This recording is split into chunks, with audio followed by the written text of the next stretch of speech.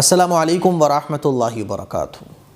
بڑے افسوس کے ساتھ مجھے یہ کہنا پڑ رہا ہے کہ جو اصل دین ہے اس سے تو آج ہم بہت دور ہیں، اور جن کا دین سے کوئی تعلق ہی نہیں ہے ان چیزوں کو ہم خوب فالو کرتے ہیں اور یاد بھی رکھتے ہیں۔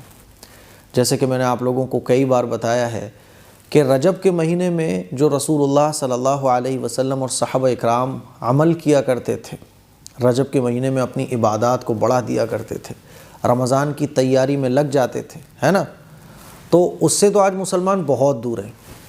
اور جو رسم و رواج، بدعات، خرافات ہیں، یعنی وہ چیزیں جن کا دین کے ساتھ کوئی تعلق ہی نہیں ہے، ان کو مسلمان خوب یاد بھی رکھتے ہیں اور ان کو خوب کرتے بھی ہیں پابندی کے ساتھ۔ جیسے کہ میں نے آپ کو بتایا تھا کہ رجب کے مہینے میں بہت ساری بدعات ہیں، بہت ساری ایسی چیزیں ہیں جن کا دین سے کوئی تعلق نہیں ہے، لیکن ان کو ہی ہم نے اصل دین سمجھ رکھا ہے، اور جو اصل دین ہے ان کا ہمیں عطا پتہ بھی نہیں ہے۔ جیسے کہ کنڈے بنائے جاتے ہیں، کہ میں نے ایک مثال دے کے آپ کو سمجھایا تھا کہ نماز کی اتنی فکر نہیں ہوگی جتنی کنڈوں کی فکر ہوگی۔ ایسے ہی رجب کے مہینے میں ایک آتا ہے ہزاری روزہ۔ ہزاری روزہ اب 27 رجب جب آئے گی، شاید سوموار میں یا منگل میں ہے غالباً، تو 27 رجب کو ایک روزہ جس کے بارے میں کہا جاتا ہے کہ یہ ہزاری روزہ ہے، یعنی اس روزے کو رکھو تو 1000 روزوں کا ثواب ملے گا۔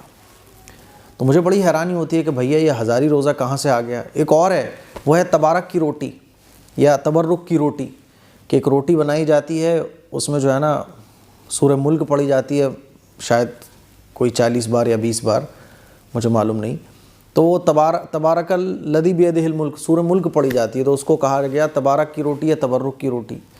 تو بھائی ان چیزوں کی کیا حقیقت ہے یار؟ ہزاری روزہ، تو یہ جو ہزاری روزہ ہے جس کے بارے میں کہا جاتا ہے کہ یہ روزہ رکھو تو 1000 روزوں کے برابر ثواب، تو بھائی کس نے بتایا یہ؟ مجھے تو حدیث کی کتابوں میں ایک حدیث اس طرح کی نہیں ملی۔ دیکھو ہمارے نبی نے 10 محرم کا روزہ بتایا، ہمارے نبی جو ہے نا وہ ہر ہفتے پیر کو اور جمعرات کو روزہ رکھا کرتے تھے، صحابہ اکرام روزہ رکھا کرتے تھے، ایام 20 کے روزے صحابہ اکرام رکھا کرتے تھے، نفلی روزے ہمارے نبی نے بتائے، ہے نا، ہمارے نبی نے نظر کے روزے بتائے کہ نظر مان لو تو نظر کے روزے رکھ سکتے ہو، ہمارے نبی نے نفلی روزے بتائے، ہے نا، ہمارے نبی نے جو ہے نا اور کیا بولتے ہیں اس کو، شوال کے روزے بتائے۔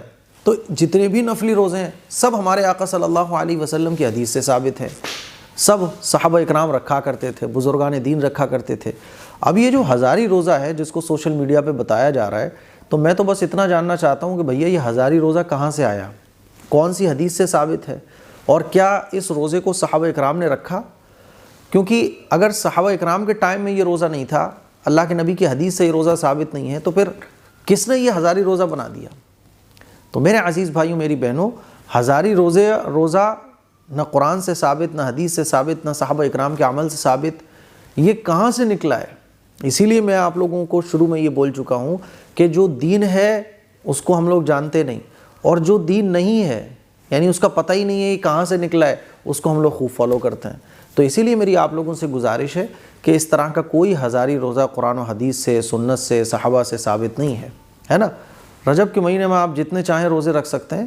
اگر کوئی ایسا ہزاری روزہ ہوتا تو جیسے ہمارے نبی نے اور روزوں کے بارے میں بتایا، سنت روزوں کے بارے میں بتایا، نفل روزوں کے بارے میں بتایا، شوال کے روزے، ہے نا، ایام 20 کے روزے، ہر ہفتے میں پیر اور جمعرات کا روزہ، تو تمام روزوں کے بارے میں بتایا، دین کا ہر طریقہ ہمارے نبی نے بتا دیا، تو کیا ہزاری روزہ اگر ہوتا تو ہمارے نبی نہیں بتاتے؟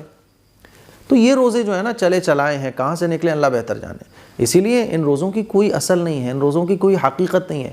ہاں نفلی روزے آپ جب چاہو جتنے چاہو رکھ سکتے ہو، لیکن ہزاری روزہ 27 رجب کا یا 28 رجب کا، اس کی کوئی حقیقت نہیں ہے، یہ میں آپ لوگوں کو بتانا چاہتا ہوں۔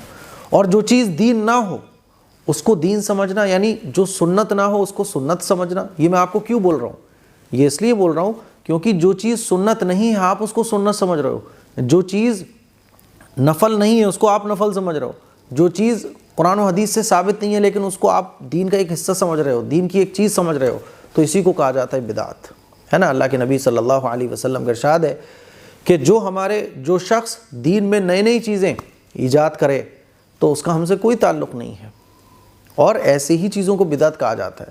تو اسی لیے اس طرح کے تمام روزوں سے بچیے، قرآن و حدیث سے، صحابہ سے، بزرگان دین سے جو چیزیں ثابت ہیں ان کو فالو کیجئے۔ جو چیز آپ کے پاس آئے تو اس کو پہلے چیک کرو، کیا یہ دین کا حصہ ہے، سنت ہے، واجب ہے، نفل ہے، فرض ہے، کیا ہے بھائی؟ کیا اس کو صحابہ نے کیا؟ کیا اس کو بزرگان دین نے کیا؟ کیونکہ ایسا ہو ہی نہیں سکتا کہ کوئی چیز اتنی اہم ہو اور اس کو صحابہ اکرام نہ کرتے ہو۔ ایسا ہو ہی نہیں سکتا کہ دین کی کوئی چیز ہو اور صحابہ اکرام نے اس پر عمل نہ کیا ہو، پاسبل ہی نہیں ہے۔ تو مجھے امید ہے یہ چند باتیں آپ کو اچھے طریقے سے سمجھ آ گئی ہوں گی۔ اس کے لیے کو شیئر کریں۔ السلام علیکم ورحمۃ اللہ وبرکاتہ۔